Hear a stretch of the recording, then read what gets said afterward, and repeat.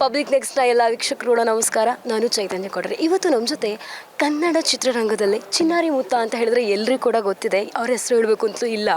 ಇವತ್ತು ನಮ್ಮ ಜೊತೆ ನಮ್ಮ ಕನ್ನಡ ಇಂಡಸ್ಟ್ರಿಯ ಚಿನ್ನಾರಿ ಮುತ್ತ ವಿಜಯ್ ರಾಘವೇಂದ್ರ ಸರ್ ನಮ್ಮ ಜೊತೆ ಇದ್ದಾರೆ. ಬನ್ನಿ ಅವ್ರ ಜೊತೆ ಮಾತಾಡೋಣ. Hi sir. ನಮಸ್ಕಾರ. ಹೇಗಿದ್ದೀರಾ? ಚೆನ್ನಾಗಿದೆ, ನೀವು ಹೇಗಿದ್ದೀರಾ? ನಾನು ಕೂಡ ಚೆನ್ನಾಗಿದ್ದೇನೆ ಸರ್.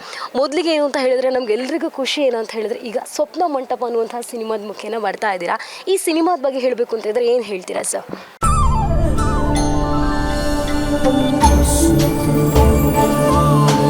ಮೈಸೂರು ಸ್ಯಾಂಡಲ್ ಸಾಬೂನು ಪ್ರಕೃತಿಯಷ್ಟೇ ತಾಜಾ ಮತ್ತು ಪರಿಶುದ್ಧ. ಸ್ವಪ್ನ ಮಂಟಪ ಅಂದರೆ ನಮ್ಮ ನಿರ್ದೇಶಕರು ಬರ್ಗೂರು ರಾಮಚಂದ್ರಪ್ಪನವರು ಒಂದು ಕಾದಂಬರಿ ಆಧಾರಿತ ಸಿನಿಮಾ.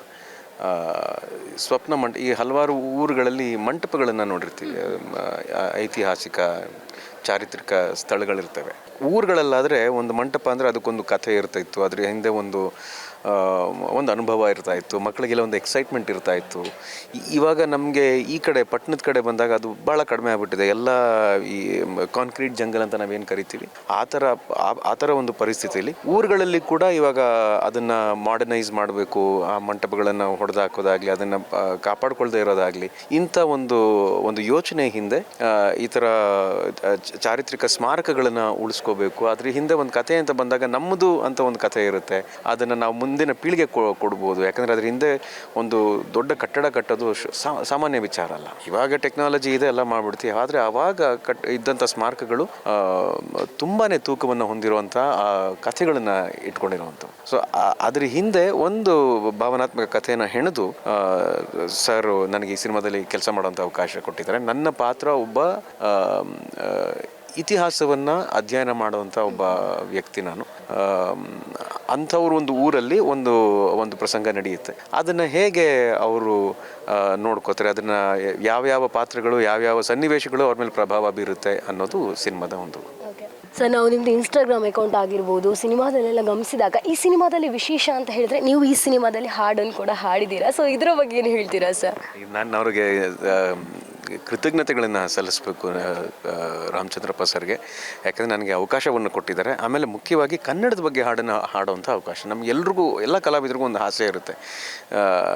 ಇನ್ನು ದೊಡ್ಡ ಮಾಮ ಅವರಾಗಲಿ, ವಿಷ್ಣುವರ್ಧನ್ ಅಂಕಲ್ ಆಗಲಿ, ಶಿವಣ್ಣ ಮಾಮ, ಅಪ್ಪು ಅವರು, ಅಂದರೆ ಹಾಡುಗಳನ್ನು ಹಾಡುವಂಥ ಕಲಾವಿದರು ಯಾರಿದೆ ಅವರೆಲ್ಲ, ಜಗ್ಗೇಶ್ ಸರ್ ಕನ್ನಡದ ಹಾಡುಗಳನ್ನು ಹಾಡಿ ಒಂಥರ ತೃಪ್ತಿ ನಮಗೆ. ಸೊ ಆ ಥರ ನನಗೆಲ್ಲೋ ಒಂದು ಅವಕಾಶ ಯಾವಾಗಲಾರ ಸಿಕ್ಕಿದ್ರೆ ಹಾಡಬೇಕು ಅನ್ನೋ ಒಂದು ಆಸೆ ಇತ್ತು. ಅದು ಈ ಸಿನಿಮಾ ಮುಖಾಂತರ ಪೂರೈಸಿದೆ. ಆ್ಯಂಡ್ ಶಮಿತಾ ಮಲ್ನಾಡು ಅವರು ಈ ಸಿನಿಮಾದ ಸಂಗೀತ ನಿರ್ದೇಶಕರು. ಸೊ ಅದು ನನಗೆ ಈ ಸಿನಿಮಾದ ಒಂದು ಬಹಳ ವಿಶೇಷತೆ ಅಂತ ಹೇಳಿದ್ರೆ ತಪ್ಪಾಗಲ್ಲ. ಸರ್, ಇನ್ನೊಂದು ಏನು ಅಂತ ಹೇಳಿದ್ರೆ ನಿಮ್ಗೀಗ ವಯಸ್ಸು ಜಾಸ್ತಿ ಆಗಿದೆ ಅಂತ ಹೇಳೋದಲ್ಲ ನಾನು, ಆಯ್ತಾ? ಆದರೂ ಕೂಡ ಆಗಿದೆ ಅಲ್ಲ, ಆಗಿಲ್ಲ ಅಂತಾನೆ ನನ್ನ ಇನ್ನೂ ಚಿನ್ನಾರಿ ಮುತ್ತ ನನಗೆ. ಅದಕ್ಕೆ ಸರ್, ಎಲ್ಲ ಸಣ್ಣ ಮಗುವಿಂದ ಹಿಡಿದು ದೊಡ್ಡವ್ರ ತನಕ ಕೂಡ ಚಿನ್ನಾರಿ ಮುತ್ತ ಅಂತ ಹೇಳಿ ಕರೀತಾರೆ. ನಿಮ್ಮ ಹೆಸರನ್ನು ಕರೆಯೋದಕ್ಕಿಂತ ಜಾಸ್ತಿ ಇದಕ್ಕೆ ಏನು ಹೇಳ್ತೀರಾ ಸರ್? ಇದಕ್ಕೆ ನಾನು ಒಂದು ಸ್ವಲ್ಪನೂ ಹಿಂದೇಟು ಹಾಕಿದೆ ಅಥವಾ ಎರಡನೇ ಸಲ ಯೋಚನೆ ಮಾಡಿದೆ. ನಾಗಾಭರಣ ಅಂಕಲ್ ಥ್ಯಾಂಕ್ಸ್ ಹೇಳ್ತೀನಿ. ಸೊ ಇದು ಸಂಪೂರ್ಣ ಅವ್ರಿಗೆ ಸೇರಿದ್ದು. ಇನ್ನು ಆ ಒಂದು ಪುಣ್ಯ ನಾನೇನು ಪಡ್ಕೊಂಬಂದಿದ್ದೀನಿ. ವಿಜಯ ರಾಘವೇಂದ್ರ ನೀವು ಹೇಳ್ದಂಗೆ ನಿಜ, ವಿಜಯ ರಾಘವೇಂದ್ರ ಅಂತ ಡೈರೆಕ್ಟಾಗಿ ಯಾರು ಕರೆಯೋದಿಲ್ಲ. ಚಿನ್ನಾರಿ ಮುತ್ತ ವಿಜಯ ರಾಘವೇಂದ್ರ ಅಂತಲೇ ಕರೀತಾರೆ. ಅದೇನಾಗಿದೆ, 1993 ರಿಲೀಸ್ ಆದಾಗ, 1993-94 ರಿಲೀಸ್ ಆದಾಗ 30 ವರ್ಷಗಳೇ ಕಳೀತು. ಸೊ ಚಿನ್ನಾರಿ ಮುತ್ತ ರಿಲೀಸ್ ಆದಾಗ ಒಂದು ಜನ್ರೇಷನ್ ಇತ್ತು, ಆವಾಗಿನ ಚಿಕ್ಕ ಮಕ್ಕಳದೊಂದು ಜನ್ರೇಷನು, ಅವ್ರ ಮಕ್ಕಳದೊಂದು ಜನ್ರೇಷನ್. ಸೊ ಒಂದು 3-4 ಜನ್ರೇಷನ್ನು ಆ ಸಿನಿಮಾನ ನೋಡಿ ಇಷ್ಟಪಟ್ಟು ಅವ್ರ ಮನಸ್ಸುಗಳಲ್ಲಿ ಸ್ಥಾನ ಕೊಟ್ಟಿದ್ದಾರೆ. ಇದಕ್ಕೆ ನಾಗಾಭರಣ ಅಂಕಲ್ಗೆ ಥ್ಯಾಂಕ್ಸ್ ಹೇಳಬೇಕು. ನನಗೆ ಬೇರೆ ಮಾತುಗಳೇ ಬರೋದಿಲ್ಲ ಅದಕ್ಕೆ. ಸರ್, ಇನ್ನೊಂದು ಕೇಳಲೇಬೇಕು. ನಾನೇನು ಅಂತ ಹೇಳಿದ್ರೆ ಮಂಗಳೂರಿಗೂ ನಿಮಗೂ ಒಂದು ಅವಿನಾಭಾವ ಸಂಬಂಧ ನಾವು ನೋಡ್ತಾನೆ ಇರ್ತೇವೆ. ಇನ್ನೊಂದು ನಿಮ್ಮ ಇನ್ಸ್ಟಾಗ್ರಾಮಲ್ಲೆಲ್ಲ ತುಂಬ ಅಬ್ಸರ್ವ್ ಮಾಡೋದು ಒಂದು ಪಾಪು ಜೊತೆ, ಓಕೆ, ರಕ್ಷಿತ್ ಶಿವರಾಮ್ ಅವರ ಮಗಳ ಜೊತೆ ನಿಮ್ಮ ಕನೆಕ್ಟಿವಿಟಿ ತುಂಬಾ ಚೆನ್ನಾಗಿದೆ ಸರ್. ಇದ್ರ ಬಗ್ಗೆ ಏನು ಹೇಳ್ತೀರಾ? ಅನಾಯಿರ ರಕ್ಷಿತ್ ಅಂತ, ಅವಳಿಂದ ನಮ್ಮ ಮಗಳ ಥರನೇ ಬೆಳೆದಿತ್ತು. ಆಮೇಲೆ ಕೋವಿಡ್ ಸಂದರ್ಭದಲ್ಲಿ ಅವಾಗ ತಾನೇ ಹುಟ್ಟಿದ್ಲು ಅವಳು. ಸೊ ಕೋವಿಡಲ್ಲಿ ನಾವೆಲ್ಲರೂ ಮನೇಲೇ ಇದ್ದಿದ್ದರಿಂದ ಅದೊಂಥರ ನಮ್ಮದೇ ಸುಮಾರು ಜನ ನೋಡಿ ಇನ್ನೊಂದು ಮಗು ಆಗೋಯ್ತಾ ವಿಜಯ್ ಅವ್ರಿಗೆ, ಸ್ಪಂದನ ಅವ್ರಿಗೆ ಅಂತ. ನಾವು ಕೋವಿಡಲ್ಲಿ ಯಾರು ಮಗು ಮಾಡ್ಕೋತಾರೆ ಅಂತ ಆ ಥರ ತಮಾಷೆ ಆಯಿತು. ಆದರೆ ನಮ್ಮ ಮಗಳ ಥರನೇ ಇರೋದು. ಅವಳನ್ನು ಭಾಳ ಮುದ್ದು ಮಾಡ್ತೀವಿ. ಅವಳು ಮಾಮು ಅಂತ ಕರೀತಾಳೆ, ಭಾಳ ಪ್ರೀತಿಯಿಂದ ಕರೀತೆ. ಅದು ಭಾಳ ಮುದ್ದದು. ನನ್ನ ಮಗನೂ ಭಾಳ ಇಷ್ಟಪಡ್ತಾನೆ ಅವಳನ್ನ, ಅದು ಭಾಳ ಚೆನ್ನಾಗಿ ಆಟ ಆಡಿಸ್ತೀವಿ, ಪುಣ್ಯ ಅಷ್ಟೆ. ಸರ್ ಇನ್ನೊಂದು ನಾನು ಶೌರ್ಯನ ಬಗ್ಗೆ ಕೇಳಲೇಬೇಕು. ಈಗ ಇನ್ಸ್ಟಾಗ್ರಾಮಲ್ಲಿ ನೋಡಿದಾಗ ಶೌರ್ಯನ ಅಕೌಂಟು ತುಂಬ ಫಿಟ್ನೆಸ್ ಮೇಂಟೈನ್ ಮಾಡ್ತಾ ಇದ್ದಾರೆ. ಸೊ ಅವ್ರ ಫಿಟ್ನೆಸ್ ಆಗಿರ್ಬೋದು, ಅವ್ರ ಬಗ್ಗೆ ಹೇಳೋದಾದ್ರೆ ನೀವು ಏನು ಹೇಳ್ತೀರಾ ಸರ್? ಅವನಿಗೆ ಫಿಟ್ನೆಸ್ ಬಗ್ಗೆ ಒಂದು ಆಸಕ್ತಿ ಇದೆ, ಭಾಳ ಏನಂತಾರೆ ಭಾಳ ಸಿನ್ಸಿಯರಾಗಿ ಅದನ್ನು ಫಾಲೋ ಮಾಡ್ತಾ ಇದ್ದಾನೆ. ಅವನು ಅವರ ಚಿಕ್ಕಪ್ಪನ ಹೆಚ್ಚು ಫಾಲೋ ಮಾಡ್ತಾನೆ ಫಿಟ್ನೆಸ್ ಬಗ್ಗೆ ಆಗಲಿ. ಆಮೇಲೆ ಏನಾಗುತ್ತೆ, ಒಂದು ಜನ್ರೇಷನ್ನು ಇವಾಗ ಜನ್ರೇಷನ್ಗೆ ಹಲವಾರು ಕಡೆಯಿಂದ ಇನ್ಫಾರ್ಮೇಷನ್ ಸರ್ಜ್ ಅಂತ ನಾವೇನು ಹೇಳ್ತೀವಿ ಅದು ಸಿಗುತ್ತೆ. ಅದ್ರ ಮಧ್ಯದಲ್ಲಿ ಫಿಟ್ನೆಸ್ ಬಗ್ಗೆ ಅವರು ಫೋಕಸ್ ಮಾಡ್ತಿರೋದು ನಮಗೆ ಭಾಳ ಖುಷಿಯಾಗುತ್ತೆ. ಅದ್ರ ಬಗ್ಗೆ ಒಂದು ಡೆಡಿಕೇಶನ್ ಇದೆ. ಆ ಡೆಡಿಕೇಶನ್ ಹಾಗೆ ಇರಲಿ. ನಾನು ಅವ್ನಿಗೇನು ಸಪೋರ್ಟ್ ಬೇಕು ಅದು ನಾನು ಮಾಡ್ತೀನಿ. ಅವ್ರ ಚಿಕ್ಕಪ್ಪ ಅವನಿಗೆ ಗೈಡ್ ಮಾಡ್ತಾರೆ, ನನ್ನ ಫ್ರೆಂಡ್ಸ್ ಅವನಿಗೆ ಗೈಡ್ ಮಾಡ್ತಾರೆ, ಎಲ್ಲರೂ ಅವ್ನಿಗೆ ಆಶೀರ್ವಾದ ಮಾಡ್ತಾ ಇದ್ದೀರಾ. ಅವನಿಗೆ ಎಲ್ಲರ ಆಶೀರ್ವಾದ ಇರೋದೇ ನನಗೆ ಭಾಳ ದೊಡ್ಡ ಪುಣ್ಯ ಅದು. ಸರ್ ಇನ್ನೊಂದು ನಾವು ನೋಡಿದ ಪ್ರಕಾರ ನೀವು ಮತ್ತು ಶೌರ್ಯ ತಂದೆ ಮಗನ ರೀತಿಗಿಂತಲೂ ಜಾಸ್ತಿ ಹೆಚ್ಚಾಗಿ ಫ್ರೆಂಡ್ ಥರ ನಮ್ಗೆ ಕಾಣ್ತೀರಾ ಸರ್. ನಿಮ್ಮ ಮತ್ತು ಅವ್ರ ನಡುವಿನ ಬಾಂಡಿಂಗ್ ಬಗ್ಗೆ ಹೇಳಬೇಕು ಅಂತ ಇದ್ದರೆ? ಈಗ ನೀವೇ ನೋಡ್ತಿದ್ದೀರಲ್ಲಮ್ಮ, ಮಕ್ಕಳು ಬೆಳೀತಾ ಇದ್ದಾರೆ. ಅವನು ಇವಾಗ ಚಿಕ್ಕ ಮಗು ಅಲ್ಲ, ಇವಾಗ ದೊಡ್ಡವರಾಗಿರ್ತಾರೆ. ಅಂದರೆ ಆ ವಯಸ್ಸಿಗೆ ಯಾವ ರೀತಿ ಅವ್ರನ್ನ ನಡೆಸ್ಕೋಬೇಕು ಆ ರೀತಿ ನಡೆಸ್ಕೋಬೇಕು. ಅಫ್ಕೋರ್ಸ್ ಅಪ್ಪ ಮಗ ಅನ್ನೋ ಸಂಬಂಧ ಇದ್ದೇ ಇರುತ್ತೆ. ನಾನು ಸಾಕಷ್ಟು ಅಂದರೆ ಸುತ್ತಮುತ್ತಲು ನಡೆಯುವಂಥ ನಮ್ಮ ಸ್ನೇಹಿತರಾಗಲಿ, ನಮ್ಮ ಸಂಬಂಧಿಕರಾಗಲಿ, ಅಥವಾ ಇನ್ಯಾರದೇ ಜೀವನ ನೋಡಿ ಕಲಿತಾಗ ಅವರಿಂದ ನಾನೇನೋ ಒಂದು ಕಲಿತೀನಿ, ನಾನು ಅದನ್ನು ಅಳವಡಿಸ್ಕೋತೀನಿ. ಆಮೇಲೆ ಒಂದೊಂದು ಸಲ ನನ್ನ ಮಗನಿಂದ ನಾನೇನೋ ಕಲ್ತಿರ್ತೀನಿ, ಅದನ್ನು ನಾನು ಅಳವಡಿಸ್ಕೋತೀನಿ.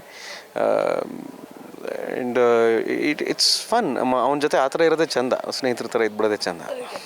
ಸರ್ ಇನ್ನೊಂದು ನಾನು ಮಂಗಳೂರು ಬಗ್ಗೆ ಆವಾಗಲೇ ಕೇಳಬೇಕಿತ್ತು. ನಿಮಗೆ ತುಳು ಪಾತ್ರ ಪಂಡ ಭಾರಿ ಇಷ್ಟ, ಒಂಚೂರು ಅಡ್ಡ ಪಾತ್ರ ಮೇಲೆ ಇನ್ನು ಪಾತ್ರೆಡು ಪಂಡ ಪದ್ಯ ಪಂದಿತ್ತೆ ಅಪನಾಗ ಪಂದಿತ್ತೆ ಇತ್ತೆ ಮರೆತುಕೊಂಡು ಪಂಡ ಇತ್ತೆ ಪಾತ್ರೆಡು ಪಂಡ ಒಂಜಿ ಇಡೀ ಇಂಟರ್ವ್ಯೂ ನಮ್ಮ ತುಳುಟ ಮನ್ಪೊಲೆ ಅಂದ್ ಅವು ದಾದ ಪಂಡ ಅರ್ಥ ಅವಡು ತೂಪು ನಕ್ಲಿಗೆ ಅರ್ಥ ಅವಡತ್ತ. ಸೊ ನಮ್ಮ ಕುಡ್ಲದ ಜನ ಬಾರಿ ಪೊರ್ಲದ ತೂದು ಆಶೀರ್ವಾದ ಮನ್ಪೇರು. ಕುಡ್ಲಡ್ ಎಂಕ್ ದೇವಸ್ಥಾನ ಪಂಡ ಪಬ್ಬಾಸಮ್ಮ. ಪಬ್ಬಾಸಿಗೆ ದೇವಸ್ಥಾನ ಲೆಕ್ಕ ಪೋಪೆ ಕುಡ್ಲಾಕ್ ಪೋನಾಗ ಅವು ಎನ್ನ ಕಂಪಲ್ಸರಿ ವಿಸಿಟ್ ಪೋಡೆ ಅವಳು ಪೋದು ಕುಡ್ಲಾಡ್ ಮಸ್ತ್ ಕೊಡಿ ಉಂಡು. ಒಂದು ಇತ್ತೆ ರೀಸೆಂಟ್ ಅದು ವನಸಕ್ಕೆ ಪೋದಿತ್ತೆ, ಬೊಕ್ಕ ಮಹಾರಾಜ ಉಂಡು, ವಿಲೇಜ್ ಉಂಡು, ಬಾರಿ ಬಾರಿ ಎಡ್ಡೆ ಜಾಗಲ್ಲಿ ಬತ್ತುಂಡಿತ್ತೆ. ಮಸ್ತ್ ಇಷ್ಟ. ಸರ್ ಇನ್ನೊಂದು ಕೇಳಬೇಕು ಏನು ಅಂತ ಹೇಳಿದ್ರೆ, ನಾವು ಸೋಷಿಯಲ್ ಮೀಡಿಯಾದಲ್ಲೆಲ್ಲ ಜಾಸ್ತಿಯಾಗಿ ನೋಡಿದಾಗ ಕೆಲವರ ಕಮೆಂಟ್ಸ್ ಆಗಿರ್ಬೋದು, ಕೆಲವೊಂದು ವಿಚಾರಗಳನ್ನು ನಾವು ನೋಡಿದಾಗ ವಿಜಯ್ ರಾಘವೇಂದ್ರ ಅವರು 2ನೇ ಮದುವೆ ಆಗ್ತಾ ಇದ್ದಾರೆ ಅನ್ನುವಂಥ ಕೆಲವೊಂದು ಸುದ್ದಿಗಳು. ಇದಕ್ಕೆ ಸ್ಪಷ್ಟನೆ ಕೊಡಬೇಕು ಅಂತಿದ್ರೆ ಏನು ಹೇಳ್ತೀರಾ ಸರ್? ಇದಕ್ಕೆಲ್ಲ ಏನು ಸ್ಪಷ್ಟನೆ ಕೊಡೋದು? ಆಮೇಲೆ ನೀವು ಸುಮ್ಮನೆ ಏನೇನೋ ಕೇಳ್ತೀರಾ, ಅದೆಲ್ಲ ಯಾರದ್ರ ಬಗ್ಗೆ ತಲೆ ಕೆಡಿಸ್ಕೋತಾರೆ?